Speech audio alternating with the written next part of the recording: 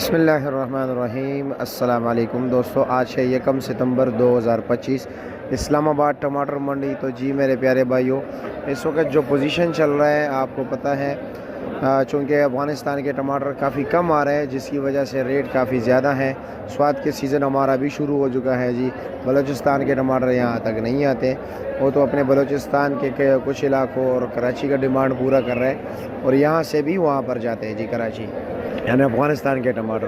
تو جی میرے پیارے بھائیوں، سندھ کے علاقوں میں، مختلف علاقوں میں جا رہے ہیں۔ اب ٹماٹر نہ ہونے کی وجہ سے پورے پاکستان میں ریٹ کافی تیز جا رہے ہیں، سوائے ان علاقوں کے جہاں پر مقامی پیداوار ہوتا ہے بہت ہی چھوٹے لیول پہ۔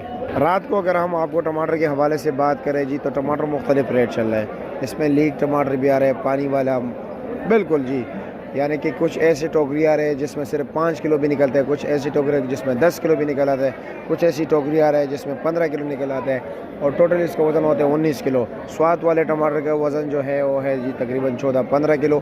رات کو جو اچھے ٹماٹر تھے، یعنی سوات والے کی اگر ہم بات کریں جو بالکل فریش ہے، اچھے کوالٹی کا ہے، وہ تقریباً جی 2500 سے لے کر 4300-4500 روپے تک اس کا ریٹ چلا ہے جی۔ اور اگر ہم اس کی بات کریں کابل والے ٹماٹر کی، تو یہ تقریباً 2000 روپے سے لے کر 3500-3600 روپے تک اس کا بھی ریٹ چلا ہے جی۔